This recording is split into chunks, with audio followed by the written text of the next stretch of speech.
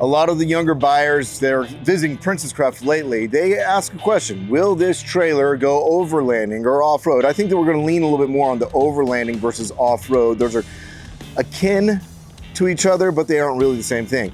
So I'm going to lean a little bit on the overlanding definition that I have working my mind right now, which is long distance, vehicular, self-sufficient travel, typically not on major roadways, maybe the back roads, dirt roads, forest service roads, and maybe some trail use. However, there are varying degrees of how off-road one might get while overlanding. So it is a kind of general term thrown out there. But how about we look at some of the trailers that we have on the lot right now today at Princess Craft and look at the types of ways that they have suspension worked out on, and maybe you'll come up with an idea of a type of trailer and a type of suspension that might work for you and your overlanding hopes and dreams. Let's go take a look.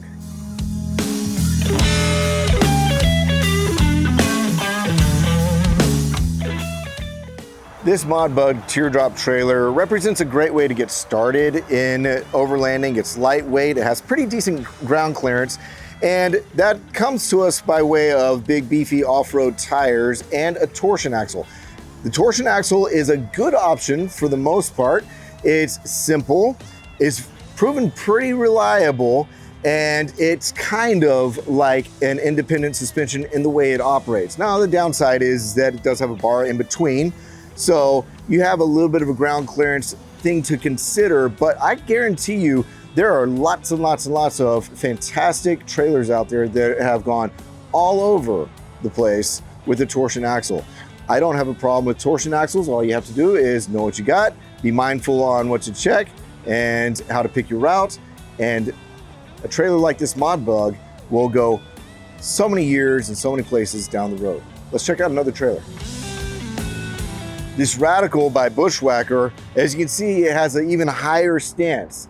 Now, it also has off-road tires, and you might even be able to see a little bit of shock absorption right there. So they kind of took the idea of a torsion axle and beefed it up and gave you a little bit more of a feature set.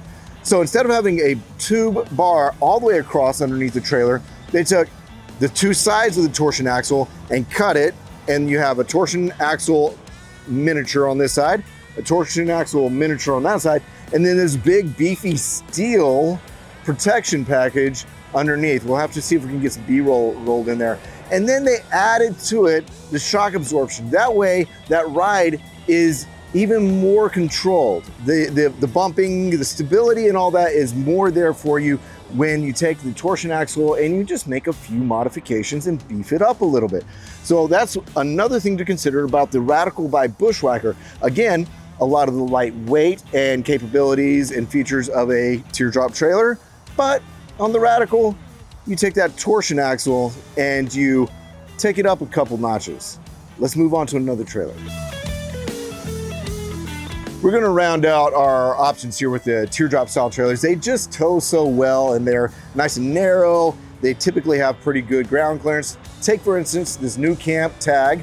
It also has great ground clearance. It is based on a torsion axle system. One thing I failed to mention is there are different ratings for torsion axles, as with any axles, on how much weight and capacity they can carry. And some of them have different things like longer arms that can give you more travel on your torsion axle. So it might be something to take a look whenever you're looking at trailers. It might be worthwhile to get down and take a look underneath and see just how long those arms are on your axles and see how much movement that'll allow for clearance and for absorbing those bumps. Let's take a look at yet another trailer, this time not a teardrop. So that brings us to the always interesting looking TAXA products. Now you're gonna notice with these Mantises, and then as we get down the Tiger Moss and all that, they have a lot of outdoorsy thoughts and components and design, which is fantastic for the Overlander if you wanna get way out there. But again, today we're talking a little bit more about like ride height and the suspension and how that'll work. Some of these TAXAs have your standard torsion axle, which we've talked about on other trailers. It's a great suspension. That's why so many companies are using them for the lightweight trailers. But some of the TAXAs have an Overland package, which allows them to use an axle-less suspension.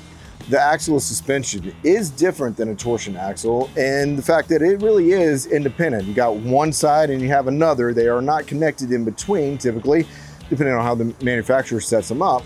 And they give you really what most would consider a more plush ride and more confident ride whenever you're off-road. You do have a few more things to pay attention to on the axle suspension. You have to, maybe from a maintenance standpoint, just get your eyes on them a little bit more often. Make sure that your camber and your toe in are where you want them to be. Otherwise, you're wearing out your tires a little bit faster. But for good ride height and good confident footing while towing this off-road, I like both options. I think I myself might opt on a TAXA to the axle suspension. Let's go on. The InTech Flyer lineup kind of represents a really great entry point into overlanding with toys. Many of them have just a big open space that you can pack kayaks, bicycles, or maybe this one, you can maybe put a motorcycle or ATV in, and they have larger ones as well. Now, take a look at the ride height. It's pretty good clearance. You will notice, if you look underneath, that it is suspended with a torsion axle. I personally have used Flyer trailers for years, and the torsion axles have never failed me. If something should happen to a torsion axle, it really is a whole axle swap, but with the torsion axle, that's not that big a deal. You jack up the trailer, and you pretty nearly, this is maybe an oversimplification, but you pretty nearly just unbolt the torsion axle and bolt a new one in. You just want to make sure that you have the ratings on that axle matching the type of travel and weights that you're going to be doing. That'll make for a much more confident ride, and you don't want to go overkill on the rating of that axle well beyond what you might actually be pulling and hauling. Really like these guys. Let's move on. Now, I do know that this Escape is a much larger trailer, and it's not going to fit most people's ideas of overlanding. However, if you're vehicularly based, traveling a long distance, usually not using the main roads, and you're trying to be as self-reliant as possible, you can get away with overlanding in a bigger rig. One thing I really brought this trailer up for, really, is because it does have the ground clearance and it does have those big beefy off-road tires, but it has a different type of suspension. It uses the old tried and true for what, 100 years or more leaf spring system.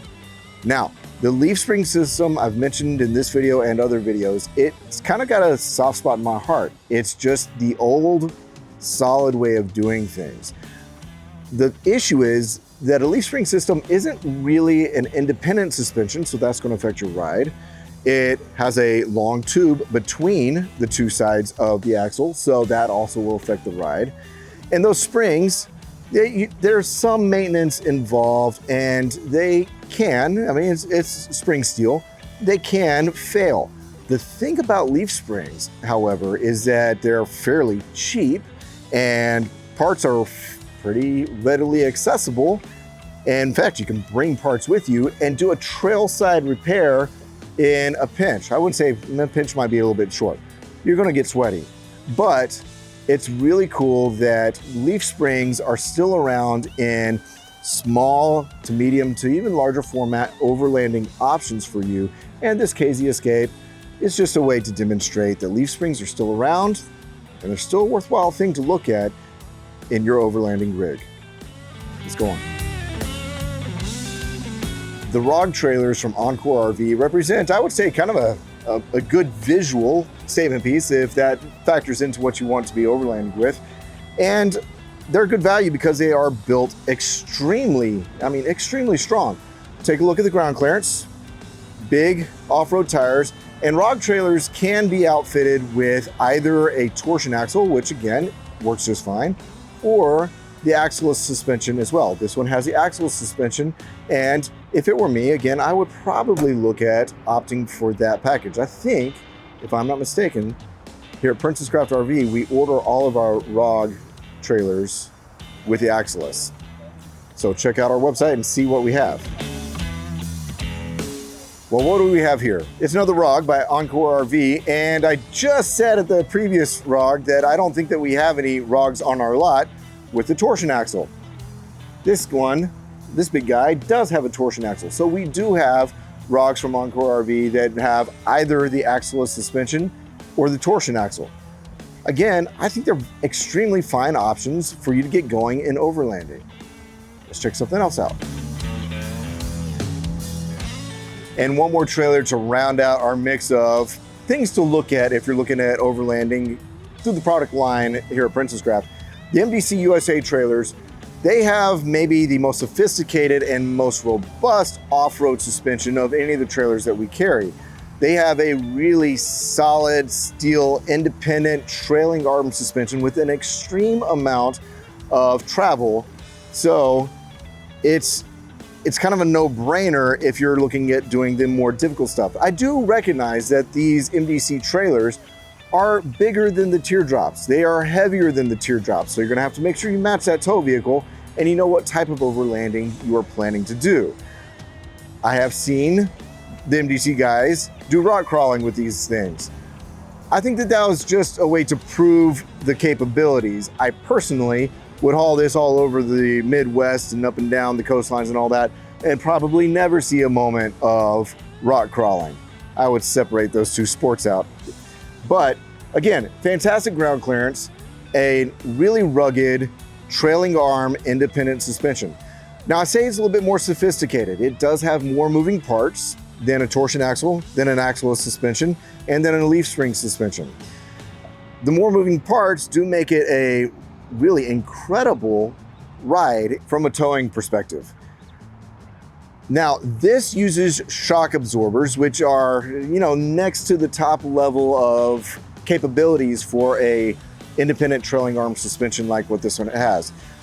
If you are really looking for the very cream of the crop, sophisticated but amazing off-roading suspensions, you're going to find a suspension just like this, except for instead of using springs and shock absorbers, you're going to find that it uses airbags and shock absorbers. Now, what does that allow you to do?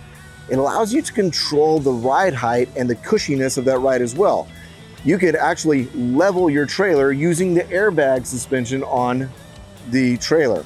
Now, the MDCs, they don't have the airbag suspension, but they do have your standard spring and shock absorbing system, and it is rugged, extremely rugged. Again, more sophisticated, so there's maybe some more maintenance. Nice thing is there's ground clearance, so you can get under there and make sure everything is tidy and ship shape for your next trip. I think that does it for this video. So if you're wondering, will that trailer overland? I would say, depending on how you want to leave the pavement, what type of places you want to go, what your philosophy of overlanding is, nearly every trailer on not just Princesscraft lot, but other lots as well, nearly every trailer can satisfy some type of overlanding goals. So look at what your tow vehicle is, what your hopes and aspirations are, the type of places you want to travel through, and the places you want to get, and choose your trailer, the build quality, and the suspension accordingly. Keep in mind, you're looking for ground clearance, you're looking for solid suspension that will get you there safely and back so you can start planning your next trip. I'm Clint from Princesscraft. This has been a pleasure running through these trailers for you, and we will see you next time.